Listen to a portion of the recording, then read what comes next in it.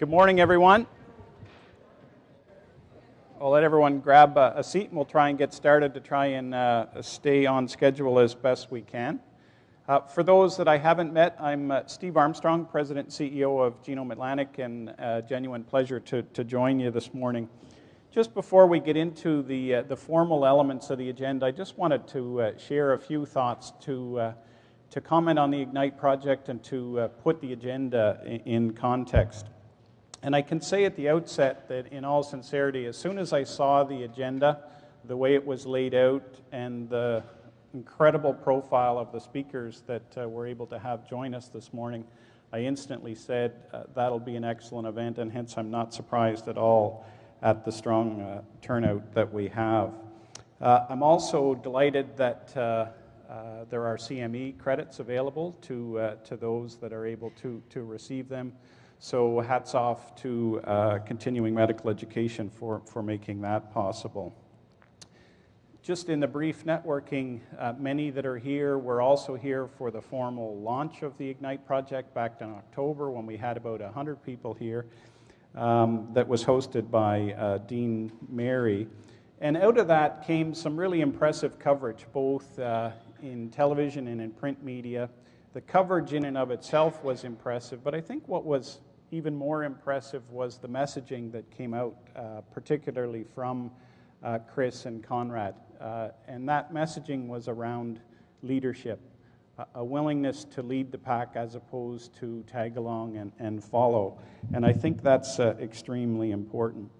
And hence it's worth restating what I said at that time, which is that the Ignite project in Genome Canada's last competition was one of only 4 projects funded in the health space by Genome Canada. They only funded 16 projects across the entire country. Of those 16, only 4 were human health. And for the Ignite team to secure one of those 4 spots is truly impressive.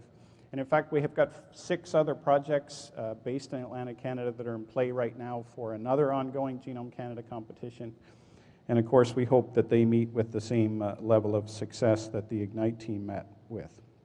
So why was the Ignite project successful? And I think it's important to try and put their success in context. And of course, I'm biased, but I'll put forward what I believe are the 4 principal reasons that they were one of the 4 projects that made it through last time in the human health space.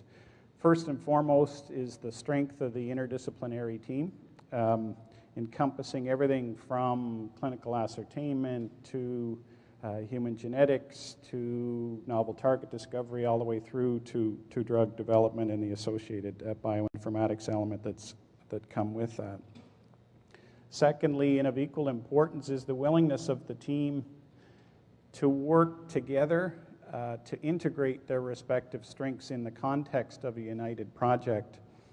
Not to suggest, of course, that any teams anywhere in Atlantic Canada would ever compete against each other. Of course, that could never possibly happen. Unfortunately, of course, we do see it all too often, and hence it was refreshing to see the opposite in the context of the Ignite project. I have to say that echoing back at me is really distracting, but anyway. Thirdly is the courage to lead versus follow. For it's certainly tough to lead. And in a leadership position, the fear of failure can certainly be paralyzing. And I don't mean that to sound evangelical, because I think the courage element is absolutely critical. And it reminds me of one of my personal favorite quotes, which is that courage is not lack of fear, but the ability to act in spite of it. And one particularly courageous effort that was associated with this project was that of 13-year-old Tara Soller, who some of you had the chance to meet at the public announcement back in October. She had the courage to appear before roughly 100 people or so here in October. And she also had the courage to join Chris and ourselves at Genome Atlantic in Ottawa at an event called Genomics on the Hill on Parliament Hill. And through both events, she had the courage and the strength of character to promote additional research and development in rare diseases, in support of others that have been afflicted by rare diseases like she was, including the one that sadly took her sight at such a young age. So I said that there were 4 keys to success, in my opinion, in the context of Ignite being funded. 1 was the team, the 2nd was integration, the 3rd was courage, and of course the 4th is funding. And so I hope that you'll bear with me as I just read all of the many funders which have made this project possible since its inception, and that will allow it to continue to success over the next 4 years. We thank all of the following for their valuable contributions: the Government of Canada through Genome Canada and Genome Atlantic, Nova Scotia Department of Health and Wellness, Dalhousie Medical Research Foundation, the Centre for Drug Research and Development in Vancouver, Dalhousie University Faculty of Medicine, Nova Scotia Research and Innovation Trust, Genome British Columbia, Health Canada, Capital Health, Dalhousie University Department of Ophthalmology, Nova Scotia Health Research Foundation, and Dalhousie University Industry Liaison Innovation. I really hope I didn't miss anyone. My apologies if I did. Today's specific event, those are the funders of the projects as a whole, but today's specific event was made possible through support from the Ignite project itself, as well as from Genome Canada and Genome Atlantic.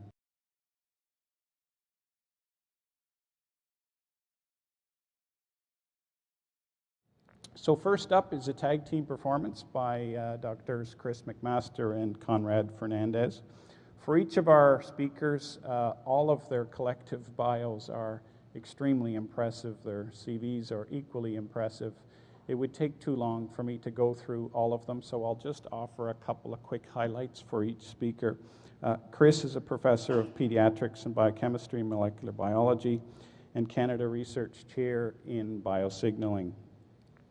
Dr. Fernandez is head of the Division of Pediatric Hematology and Oncology at the IWK and holds a cross-appointment with the Department of Bioethics at Dalhousie University.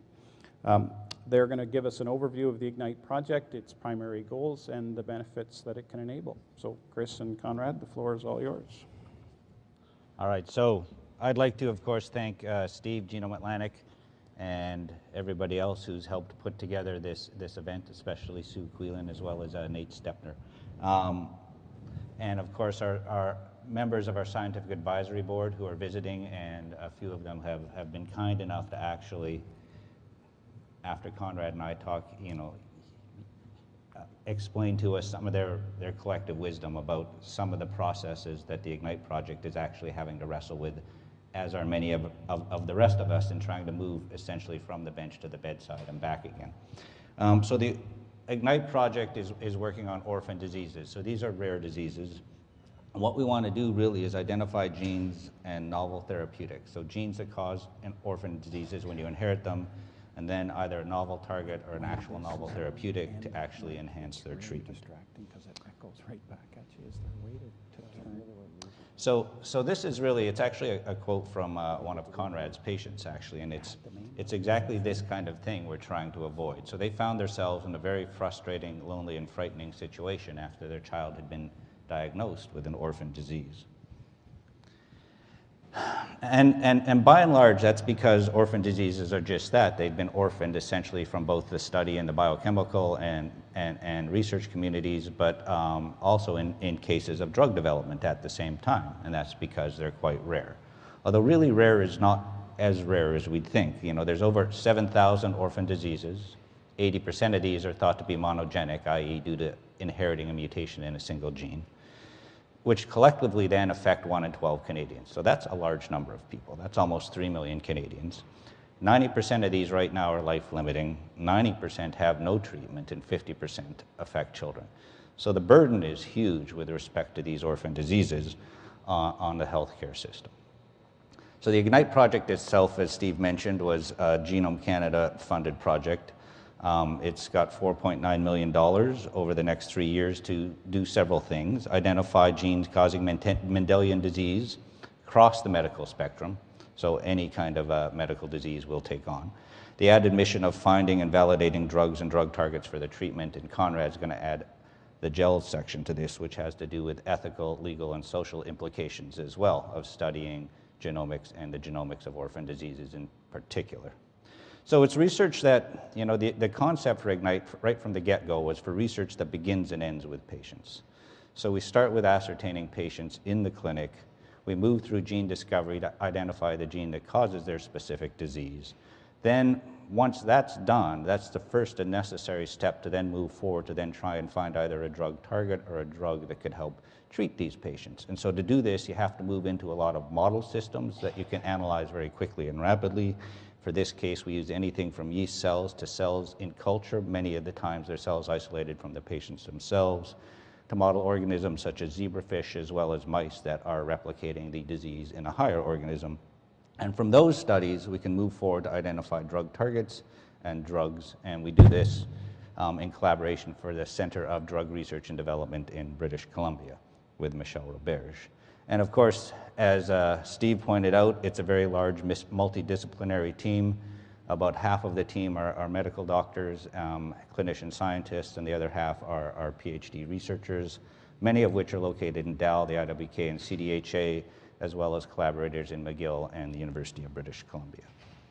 So what are our scientific objectives? So Ignite's got essentially 5 major scientific objectives, and that's discover the genes responsible for orphan diseases, primarily in Atlantic Canada, but also elsewhere. Pinpoint the targets, i.e. what can we tweak that would most likely result in the patients responding to a therapeutic, i.e. something that will improve their health. Identify drugs that act on these targets, so actually come up with a medication for their treatment. Of course, we're going to have to generate some intellectual property along the way because you have to ensure that you can move your medicine into the clinic by doing this. Of course, publish it at the same time, as well as develop an integrated understanding of the important social and policy issues surrounding orphan disease. And Conrad's the co-lead on this project, and this is really his bailiwick, so he's going to explain this portion of the project. Good morning. I'd like to echo, as I am, Chris's comments of thanks for attending this morning. I wanted to speak with you about, just for a few minutes, the GELS components. And these are defined by Genome Canada as issues that touch the ethical, legal, and social aspects that arise in research such as this. We have 4 phases that are integrated across the project. Led by myself, Michael West, and Matthew Herder. And we're going to look at each of these in turn over the next few slides. The first is to describe the individual and family impact of orphan diseases as are under study within Ignite. To look at the many ethical aspects that arise in genomic research with respect to returning research results, or at least offering research results back to participants and to their families, and to the acceptance of screening of these rare diseases as the genes are discovered that may cause them. And then lastly, it's critical to situate the findings from Ignite within policy.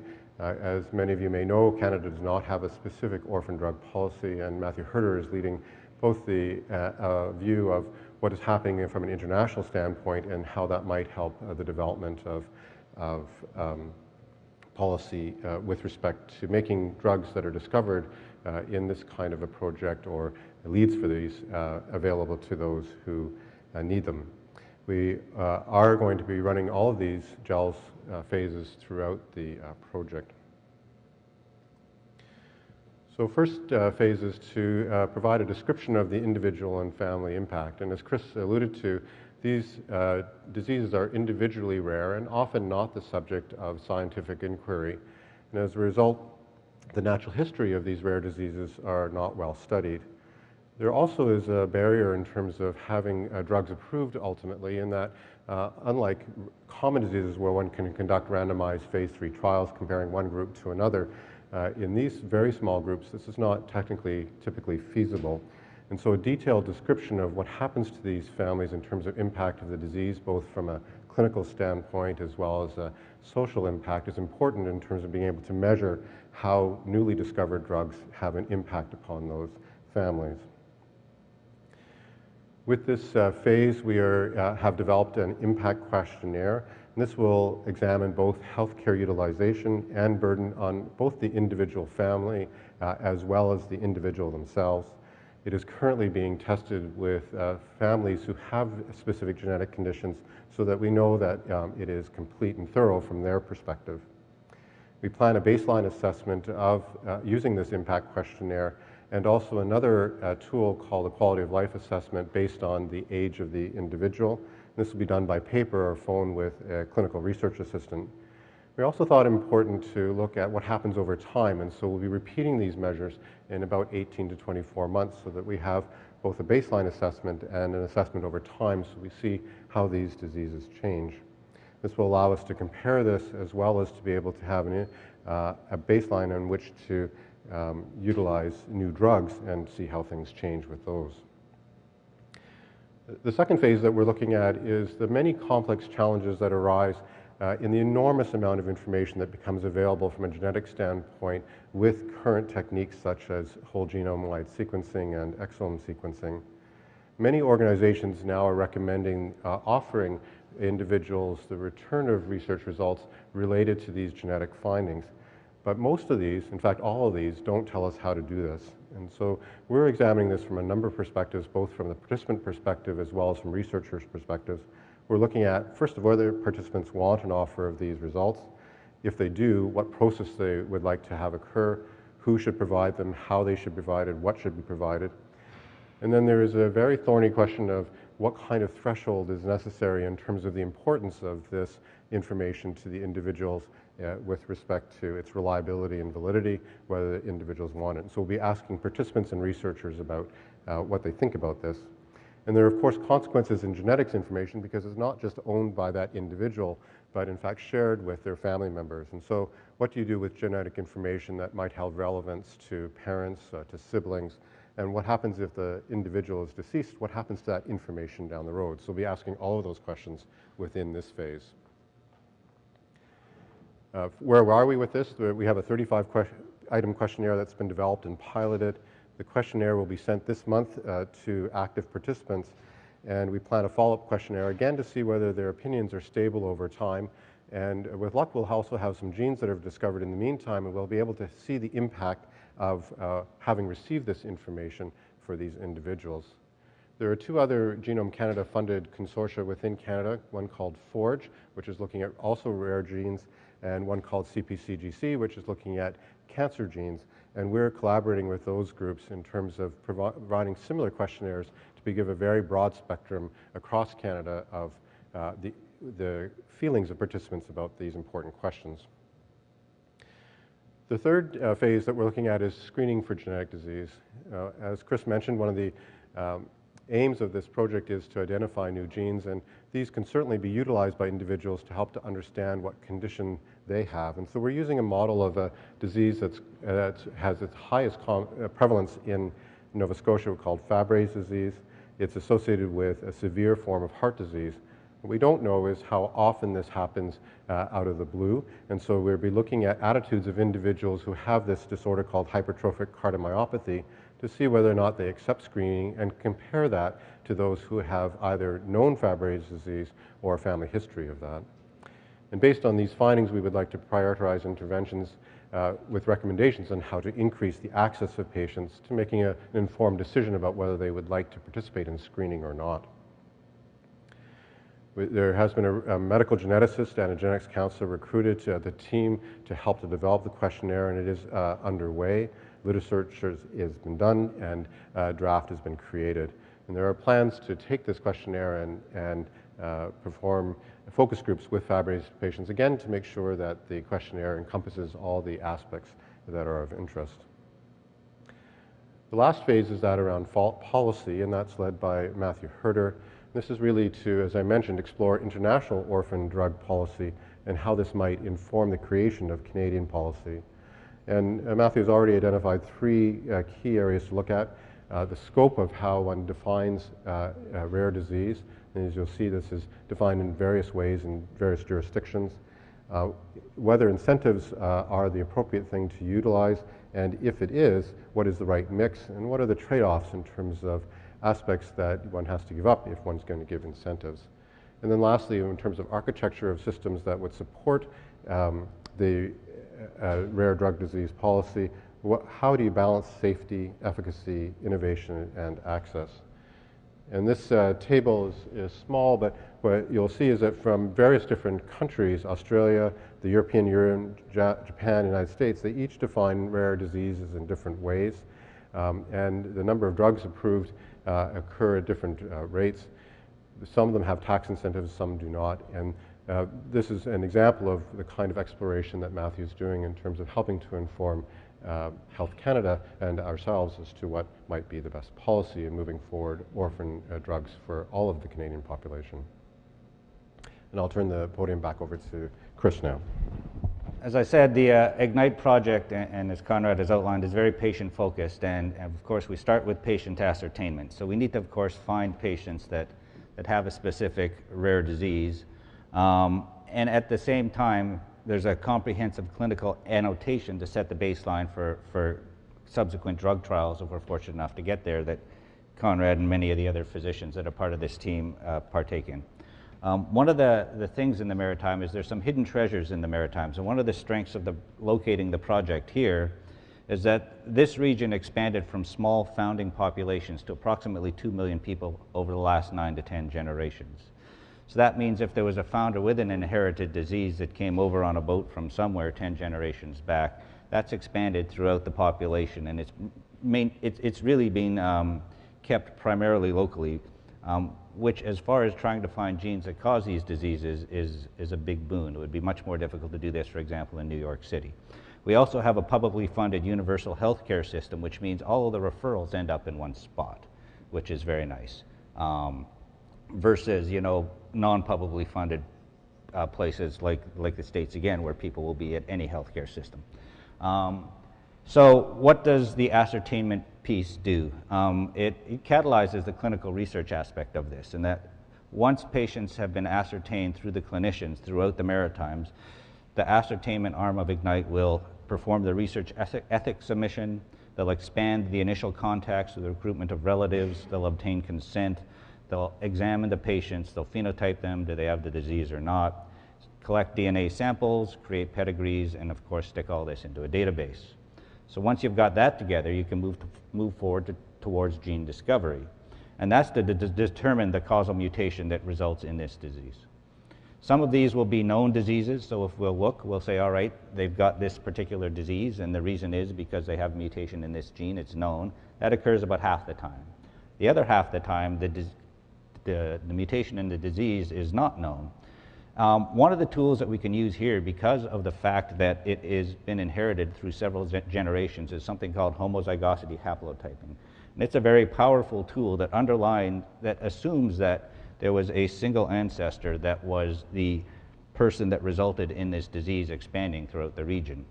And really what that takes into account is we all have 2 copies of DNA, one from each parent, and the disease-causing region is going to be in a specific region that's been handed down from generation to generation. And so what you're going to end up with is you're going to be able to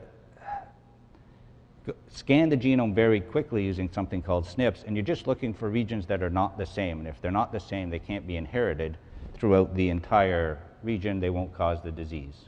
And so you're looking for regions that are going to be, so it's really a way to exclude regions. And so once you've eliminated the impossible regions that can't have caused the disease, you're left with a small number of regions. For example, here's one case where this type of analysis is done, and only the little black boxes in the end were the places where the disease-causing gene had to be. And if you couple this to exome sequencing, you can really zero in very quickly using maritime populations on the regions that actually cause the disease, versus sequencing exomes and not really having to scan the entire genome to try and find the disease-causing gene. So IGNITE researcher discovered genes to date. There's been about 10 novel gene discoveries. There's been over 20 total discovered genes. Some were known. These are the novel ones that have been known. And gene discovery continues, of course, as part of the IGNITE project right now. Ongoing projects include fever, which is a blinding disorder, ARVC, which causes sudden heart attacks in people, renal failure, Wilms tumor, which is an inherited childhood cancer, hereditary gastric cancer, transient ischemia attack, epilepsy, and there's more being added to the list as, of course, ascertainment is constantly ongoing. Phases 3 and 4 is the therapeutic target screens, identification and validation. So what we do is once we have a gene that we know causes a disease, we throw every model organism at it that we can, from yeast to cells in culture, often, as I said, isolated from the patients themselves, to zebrafish, to mouse. And I won't go into the nitty-gritty of the genetics for each of these model organisms, but they each offer advantages for rapidly manipulating the genome of these organisms such that you can find a second gene that will either make the disease better or make the disease worse. And of course, if we find a second gene that if you either turn it on or turn it off, results in the disease being a lot better, that of course would be a great drug target to then treat the disease if you could get a drug that does the same thing. So that's really what we do there. The second thing we're doing, of course, is we're actually screening drugs themselves that are ameliorative for each of these models. So we'll actually take either a yeast or a cell culture model or a zebrafish model, and occasionally even a mouse model, and we'll screen drugs that we hope will be ameliorative. The first library we screen are drugs that are already approved by the FDA. And so these are FDA-approved drugs, and if you're lucky enough to get one of those to work that's ameliorative for your disease-causing gene, you can immediately move into a clinical trial versus having to do all of the drug workup that you need for a new chemical entity. Now, we recognize not every single orphan disease will be ameliorative to an FDA-approved drug that's already out there, but a small subset will, and that would be a huge win if we can find one or two of those. If not, we've got the capacity to take what's called a new chemical entity and work it up into a drug to then try and see if it's ameliorative for the orphan disease patients. So what are the criteria for a drug discovery project? Well, the nature of the disease has to suggest that there's opportunities for invention, and that's really in the land of the clinician. So does this disease, if you could find a drug, is it going to be curative or not? Of course, there has to be an absence of an effective or inexpensive therapy. In addition, if there's a more common phenotypically similar disease that has an unknown etiology, but perhaps this drug could also help treat it, that could also be would also be helpful. The relative rarity of the condition, for example, if all things are equal and you can work on a disease that affects 1 in 2,000 people versus 1 in 2 million people, well, we'll probably pick the 1 in 2,000 first and then move down the list. And of course, the evolutionary conservation, how far down the evolutionary tree is this gene and its function conserved, because the more models you can throw at it, the quicker you can answer the question as to whether or not you can find a gene or a target or a drug that's ameliorative. So the project workflow is we start with a genetic disorder, and then you can divide them up into, is there a gain of function, is it haploinsufficient or partial function, or is it loss of function, completely dominant or dominant negative. So gain of function, basically then, you've already defined your target. You just want to shut off that gain of function guy because it's already doing its job too much. So those are rare, but they're actually the easiest targets to hit. So there's some of those in our pipeline. Haploinsufficiency means or partial function means it's kind of partly working. And so we can either go two ways. We can try and upregulate the gene itself using a drug, or we can do some genetic or drug work to try and find either a parallel pathway or downstream pathway we can turn on or off that then rescues the phenotype. And for the loss of function or dominant negatives, we just have to find a parallel pathway or downstream point within the same pathway that we can then fix to try and turn things on, usually using a drug. So as far as progress right now, this is 6 diseases that we've been working on. Sideroblastic anemia is an inherited anemia that can turn into leukemia in childs. We've got a small molecule identified, a likely mechanism of action identified, and we've proven this works in yeast and zebrafish models. And we're working with a group at Harvard on a mouse model, and the clinical trial protocol's already in preparation for this, which is good. For cutis laxa, which is an inherited disorder that results in lax joints and skin, as well as some cognitive problems. We've got a partially ameliorative small molecule, likely mechanism of action for it, identified in the yeast and zebrafish models and the mouse models under construction. Charcot-Marie tooth, we've got a putative drug target identified, and we're trying to confirm whether or not the drug target is actually real. And we've also got the high throughput screen already developed for that target, but because that was easy to do. So we're just waiting to make sure that the target is real. Fever is a blinding disorder. We've got 2 drug classes being evaluated in a mouse model using tool compounds. An inherited form of Parkinson's. We've also got the drug target identified using yeast and human cell culture models, and we're trying to develop a high throughput screen. And the last one actually isn't an orphan disease, but this is one of the things you can do with an orphan disease. It's, Andrew Orr was part of a team that discovered that mutations in the PRSS56 gene actually caused long-sightedness. However, acquired myopia, short-sightedness, is a huge problem all around the world. And so instead of trying to cure long-sightedness, if you take the anti-phenotype, the opposite phenotype, and affect that same target, instead of in people getting acquired short-sightedness, you could probably cure them of that, i.e. you won't have to wear glasses again if you can find something that inhibits this target. So that's the other thing we're doing. So the gene's been identified. It's a druggable type of protein. Mouse model identifies that the only thing that goes wrong is the eye in the knockout mouse, which means that it's a good drug target. And we've actually looked at the family members in the eye, and this one's quite different from anything else there. So there should be enough specificity to be able to target it as well. Of course, we've got to thank our world-class scientific advisory board. One of the things we got back in our comments when we got the review from the actual proposal was we probably had one of the best scientific advisory boards in the competition, and that was dreadfully helpful. Bob Bell, who was actually my postdoctoral supervisor 150 years ago, was a VP of research for GSK, a professor at Duke University. He'd founded his own company, done lots of stuff. Dan Darnley, the VP and Vice President for Intellectual Property at Millennium. Marlene Hafner, who's here, Director of the Office of Orphan Product Development. Rod McInnes, Director of the Lady Davis Research Institute at McGill. Daryl Pullman, who's a Professor of Medical Ethics at Memorial, and Alan Beggs, who's the Director of the Manton Center for Orphan Disease at Harvard. Lots of people. People on the left mostly wrote the grant. People on the right mostly do the work. Of course, sponsors. And what we're trying to do is, of course, deliver on this. Deliver on the promise of genomics by finding treatments that improve the life of patients with orphan diseases. It's our ultimate mission. So you spoke of the lack of orphan disease policy at the national level. So when we're looking at, from a regulatory perspective, and perhaps Health Canada approval ultimately, is the project at all also looking at the next step, which is actually getting the product to patient, should it get that far? There's one thing to open the window of hope by bringing a product forward after all of this tremendous work, but at the end of the day, if no one's going to pay for it, and a patient's not going to be provided it, where's the value? Question. And one of the things that the Ignite team did quite early on in the process last year, about this time in May, is we went up to meet with Health Canada, both with their Office of Bioethics and the OPMS, the Office of Pharmaceutical, I forgot what the M is, Management, and a specific comment that was addressed at that time was exactly yours, of concern about making access to these potentially very expensive molecules to patients with orphan disease. And so the Health Canada was very open to working with Ignite at looking at different models that both would address policy for this across Canada, but also to look at how do we get these drugs to the individuals. And so that is part of the plan for sure of Ignite as Matthew's moving forward. And he's already had a chance to meet with Health Canada on more than one occasion to discuss this.